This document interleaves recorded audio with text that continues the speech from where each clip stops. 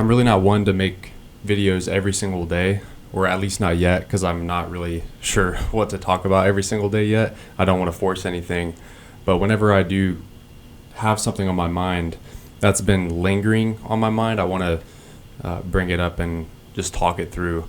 Not that I know the answer 100% on this one topic, but I've actually been processing it this last week and just really questioning it, just like thinking it's interesting to think about.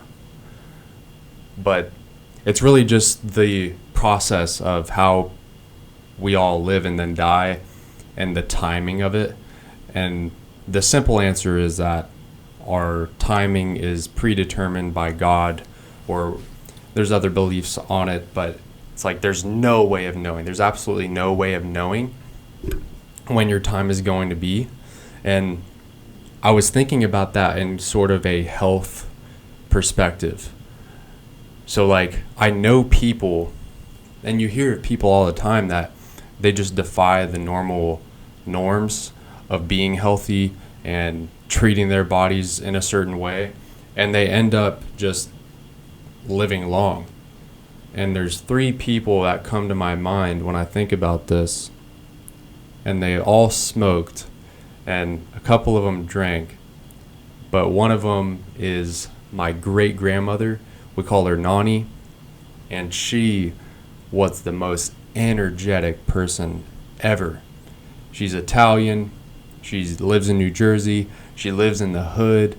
And I remember pretty well going up there in the specific moments when I was around 10 or 11 years old. And she was 89 at the time, or 90. And I just remember playing tag in the house with her. And we're running around the house, and she's running after me. And it was just a really interesting but like funny and fun moment. And it was also, I knew she was old, and I've never seen an old person run this fast before. She would run up and down her stairs, and it was just amazing to see. And ever since she was, I don't know when she started, I'm assuming it was very young, she was smoking cigarettes. She was a consistent smoker, many cigarettes per day. And she lived until she was 94 or 95 when she passed away, and lived a completely normal, well-functioning, was able to even drive in her later years, lived to that. So there's going to be outliers. The other 2 people, George Burns, he was a famous comedian. If you've ever heard of the show Gracie and Allen, my grandparents liked that show. I saw it when I was growing up. But George Burns was a G because he would smoke multiple cigars per day all throughout his career.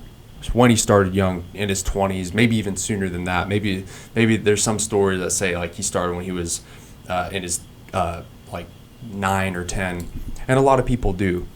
But smoking multiple cigars a day is just a habit. It's just what you do, and he lived to be 100. And then there's people like John Daly.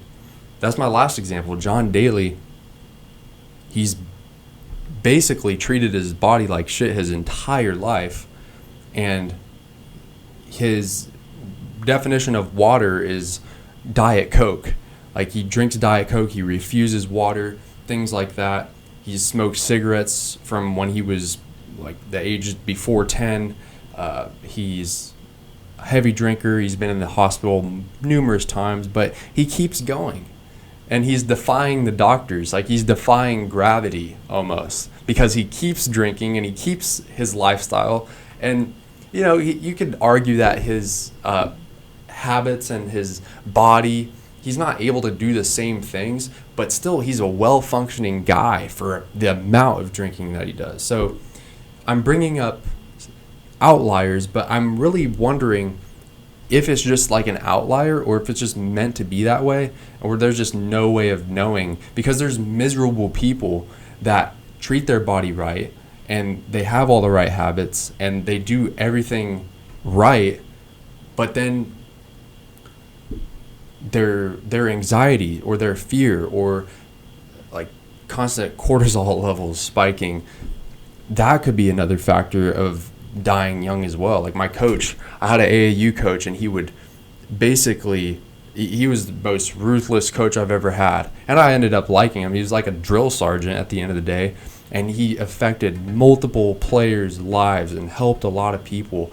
But he was just a fiery, short little guy, little point guard.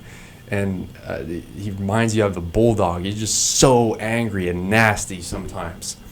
And healthy guy. I mean, the way he had his energy, he was, he wasn't like a bodybuilder or anything, but he was still pretty strong looking. And he ended up dying very young. Maybe there was underlying health issues that they didn't know of, but just all these things, like it's just a question to me. So I'm thinking about those things. I'm thinking about how we just absolutely cannot determine the time of when you're going to die or when loved one's going to die, of course. But I'm thinking it has to be a little bit deeper than that. And with the way science is going, the way AI is going, it's like we have to know about these things a little bit more in depth, of course. I'm no expert. I'm just thinking out loud here. But then I'm wondering, okay, there's people that have a lot of stress in their lives, and they live miserable lives, and they live to be 100, and they want to die, but then they don't. And there's people like that too. So my conclusion when I'm sitting thinking about this in the shower is like, okay, it's just not up to us at all. There's something deeper than this, guys. But I'm really curious about y'all's thoughts on this as well, because I don't think the answer, and yes, I'm not advocating like smoking and drinking and doing all that, but at the same time, there's people that do it routinely and they live long. And there's a lot of people that think if you do these certain things, you're gonna die younger. You're putting yourself at risk, all these things, which is true. Sometimes I don't have a wraparound point of a video. I just like to talk, just like everybody does.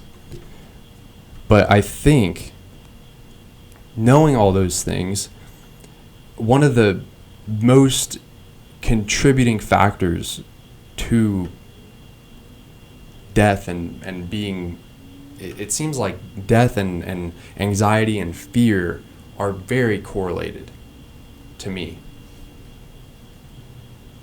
And it seems like different religious texts, the Bible, I grew up on the Bible, which is a very misunderstood book. Nobody's ever going to interpret it correctly. It's just one of those things, I believe.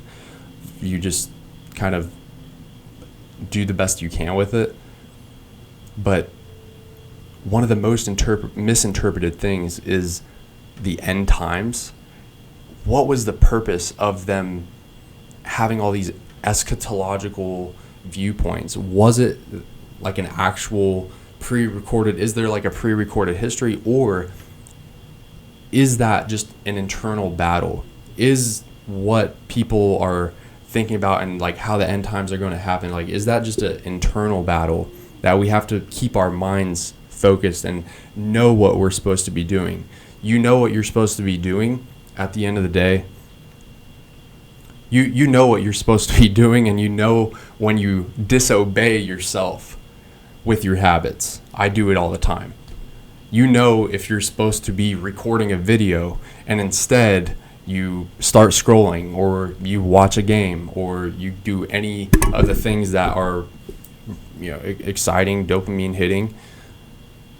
But you know those things. So I think it's more of like a struggle of the ego. It's a struggle of the spiritual realm. When Jesus and those people would talk about those things, about the end times, I'm leaning more towards like it's not very literal.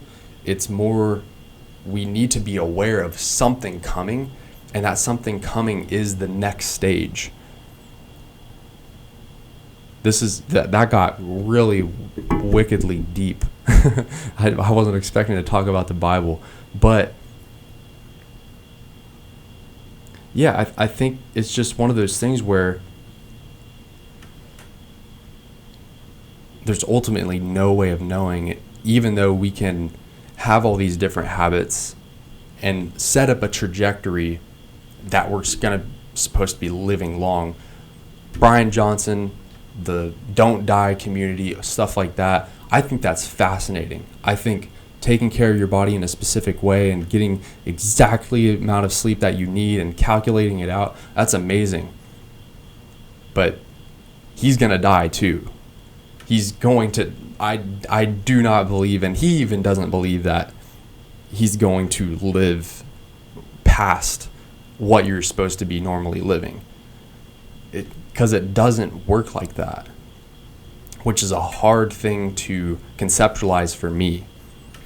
For a lot of you, it's like death is death. It's going to happen whenever it happens. You don't like to think about it. I don't like to think about it, but then I do. It's like something you have to think about because you don't know exactly where you're going. You can have these beliefs, but you absolutely don't know what's on the other side.